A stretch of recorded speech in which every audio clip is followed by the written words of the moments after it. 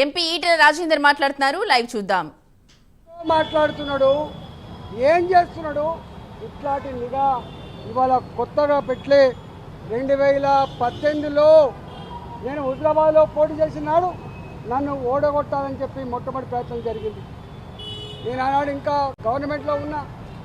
2021లో Huzurabad by elections వస్తే 6 నెలల కాలం పాటు అక్కడ ఎన్నికల ప్రచారం జరిగితే పొద్దున సాయంత్రం నేను ఏ కార్యకర్తతో మాట్లాడుతున్నా, ఏ ప్రజలతో మాట్లాడుతున్నా, ఏం మాట్లాడుతున్నా ఇవన్నీ కూడా ట్యాప్ చేసి రాత్రి కల్లా వాళ్ళ ఇళ్ళలో పోయి బిడ్డాను ఈటల ఆయనతో మాట్లాడినావు, ఇది మాట్లాడినావు, నువ్వు ఆయనకు కనుక సపోర్ట్ చేస్తే ఇగో నీకు నష్టం ఇది జరుగుతుంది, లేకపోతే నీకు ఇగో ప్రలోభ పెడతా అని చెప్పి డబ్బుల ఆశ చూపి, పదవుల ఆశ చూపి, అధికారంతో బెదిరించి ఇవాళ ఓడగొట్టేటువంటి దుర్మార్గమైన ప్రయత్నం చేసినట్టుగా ఇవాళ వందల ఎవిడెన్సెస్ ఇవాళ ఇక్కడ చూపించడం జరిగింది.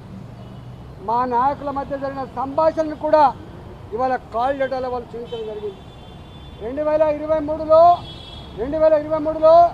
గజ్వేల్లో పోటీ చేసినప్పుడు కానీ, మళ్ళీ హుజరాబాద్లో పోటీ చేసినప్పుడు కానీ ఇదే దుర్మార్గమైనటువంటి పద్ధతి కొనసాగింది. మేము మునుగోడులో బై ఎలక్షన్స్ వచ్చినాడు ప్రతి క్షణం మేము ఎక్కడ పడుకున్నాం, ఎక్కడ తింటున్నాం, ఎవరితో మాట్లాడుతున్నాం, ఏం చెప్తున్నాం, ఇవన్నీ కూడా అంటే కేవలం దమ్ము లేనివాడు, ధైర్యం లేనివాడు, డైరెక్ట్గా యుద్ధం చేసేటువంటి సత్తా లేనివాడు ఇట్లాంటి దుర్మార్గాలు కొనికడతాడు. ఇవాళ నేను డిమాండ్ చేస్తున్నా ఈ ప్రభుత్వానికి. ఇప్పటికే సంవత్సరాలు గడిచిపోయింది. మీరు అనేక కమిషన్లు వేసిండ్రు. ఇవాళ విద్యుత్ కొనుగోళ్ల మీద కమిషన్ వేసిండ్రు, ఏమైందో తెలియదు. ఇవాళ ఫోన్ ట్యాక్ మీద కమిషన్ వేసిండ్రు, సంవత్సరం అవుతుంది, ఏం చేస్తారో తెలియదు. ఇవాళ కాళేశ్వరం మీద కమిటీ వేసిండ్రు, ఇంతవరకు రిపోర్ట్ రాలే. నాకు అనిపిస్తుంది ప్రభుత్వానికి నిజాయితీ ఉందా లేదా.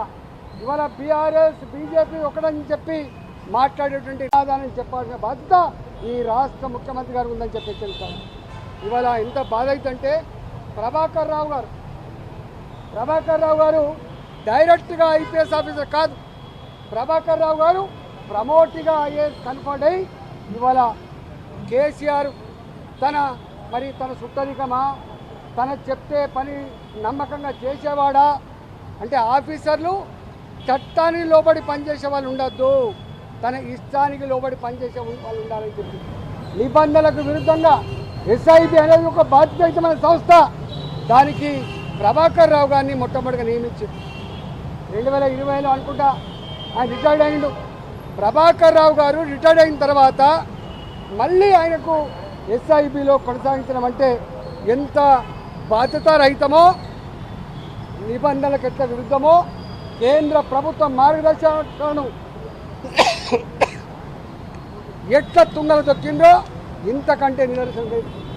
ఇదే ఎలిజిబిలిటీ లేని, ఒకవేళ ఆయన నిజంగానే ఎఫెక్టివ్గా పనిచేసే ఆఫీసర్ అయితే, గొప్పవాడే అయితే ఓఎస్డీగా పెట్టుకోవచ్చు, వేరే బాధ్యతలు పెట్టుకోవచ్చు, కూడా సలహాదారులుగా నియమించుకోవచ్చు, సూచనలు సలహాలు తీసుకోవచ్చు, కానీ బాధ్యతాయుతమైనటువంటి పోస్టుల్లో పెట్టద్దు.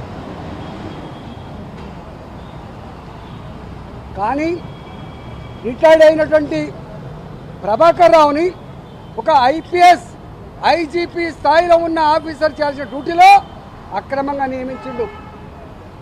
ఎస్ఐబిలో అక్రమంగా నియమించడమే కాకుండా చాలా కీలకమైన రాష్ట్ర భవిష్యత్తు కానీ, దేశ భవిష్యత్తు కానీ ఇంటెలిజెన్స్ డిపార్ట్మెంట్ కింద ఉంటుంది. ఈ ఇంటెలిజెన్స్ డిపార్ట్మెంట్ ఇవాళ రాష్ట్రంలో ముఖ్యమంత్రి దగ్గర ఉంటుంది.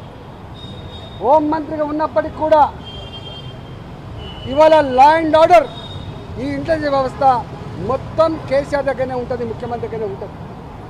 మరి ఆ ఇంటెలిజెన్స్ కూడా ప్రభాకర్ రావు గారినే ఇల్లీగల్గా, ఆయనకు ఎలిజిబిలిటీ లేకున్నా కూడా అంత కీలకమైన బాధ్యతలో 9 నెలల పాటు ఇంటెలిజెన్స్కి ఎస్ఐబికి వారు నియామకం కాబట్టి మొన్న వాళ్ళ ఇంటర్వ్యూ చూస్తూ ఉంటే ప్రణీత్ రావు గారు కావచ్చు, భుజంగరావు గారు కావచ్చు, లేదా రాధాకిషన్ రావు గారు కావచ్చు, ఇతరులు ఎవరు చెప్పినా పైన ఉన్న మా అధికారుల యొక్క ఆదేశాల మేరకే ఇవన్నీ కూడా చేసినామని చెప్తా ఉన్నారు.